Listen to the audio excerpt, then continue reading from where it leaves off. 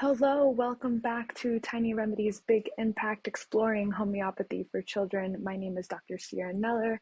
I welcome you to Module 3, going over digestive health for homeopathy. If you haven't seen our previous videos, feel free to check those out as we've looked at the introduction to homeopathy, and the last video was on homeopathy for symptoms of cold and flu. So feel free to check those out. And let's go ahead and get started on Module 3, Digestive Health. So today on Module 3, we're going to be looking at common digestive health concerns that we typically see in children, as well as explore some possible homeopathic remedies that can support these concerns. So some common concerns that we see in the little ones are stomach aches, constipation, diarrhea, nausea, vomiting, reflux, excessive bloating, and gas, right?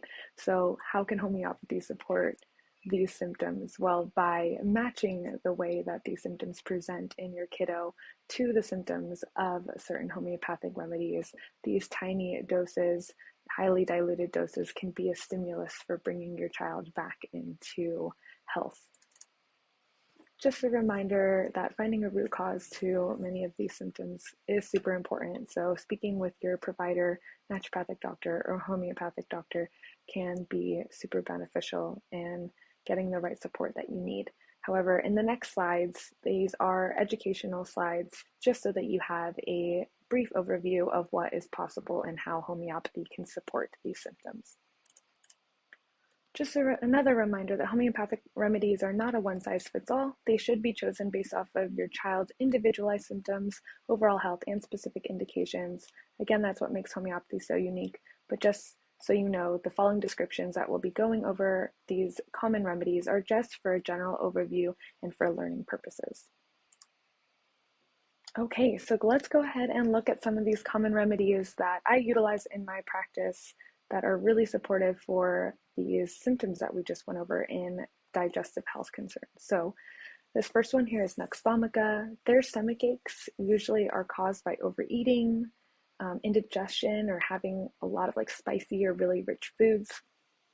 They can present with nausea and bloating, and if they are constipated, it's typically associated with an ineffectual urging, so it's really hard to pass their stool, and they typically are very irritable. Bryonia is another one that we actually talked about in our other module of cold and flu. If you remember, when they have a stomach ache, it's worse with movement. Bryonia does not want to move. It's also worse with pressure.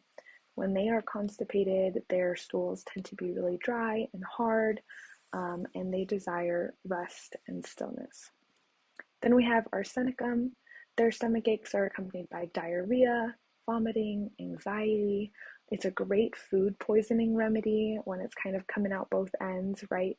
They can complain of a burning pain in their abdomen, can be really restless, and when they are desiring to drink water, it's usually in really small sips.